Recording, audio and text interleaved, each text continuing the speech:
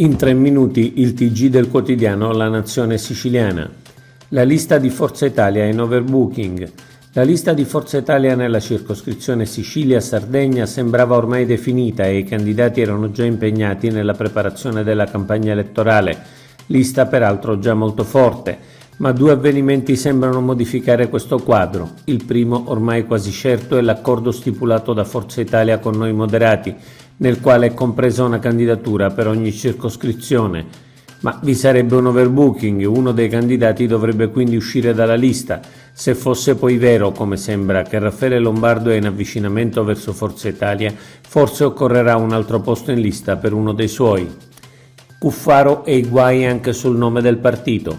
Totò Cuffaro sostiene che il nome Democrazia Cristiana è di chi lo usa e non di chi asserisce di essere titolare di diritti giuridici, ma evidentemente non tutti sono d'accordo. Gianfranco Rotondi, deputato eletto nella lista di Fratelli d'Italia e presidente di un partito che si chiama Democrazia Cristiana con Rotondi, vuole inibire a Cuffaro l'uso della denominazione Democrazia Cristiana e chiede ai giudici di prendere una rapida decisione.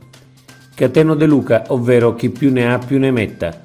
Cateno De Luca è arrivato ieri alla sala stampa della Camera dei Deputati con le sue truppe e i suoi simboli, alcuni dei quali sembrano inventati per l'occasione. Ha stracciato ogni record con 13 simboli già inseriti e la prossima settimana ne inserirà altri 4. Inutile dire che in questi 13 simboli vi sia tutto il suo contrario. Adesso pare che si chiamino liste di scopo, ovvero che servono soltanto per prendere un eletto. Minori stranieri non accompagnati, 6.000 in Sicilia. La ministra del Lavoro e delle Politiche Sociali Marina Calderone ha tenuto un'audizione mercoledì scorso sul tema dei minori stranieri non accompagnati. Dall'audizione è venuto fuori lo squilibrio tra le regioni rispetto ai numeri dell'accoglienza.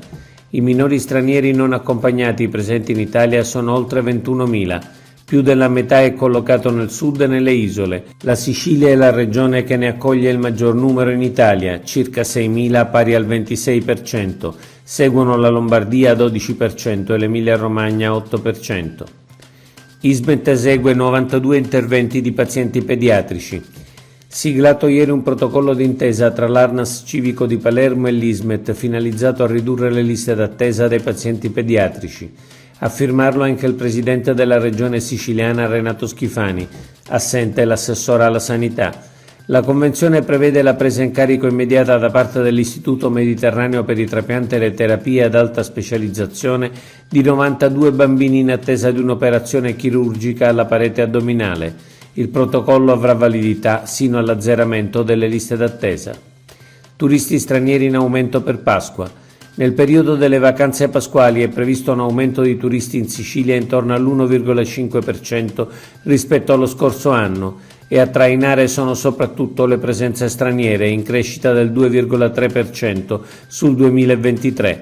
In leggera flessione, meno 0,8% invece gli spostamenti interni. Il dato emerge da un'indagine di Assoturismo Confesercenti. Oggi è tutto per l'informazione del quotidiano La Nazione Siciliana. Trovate gli articoli completi su www.lanazionesiciliana.eu.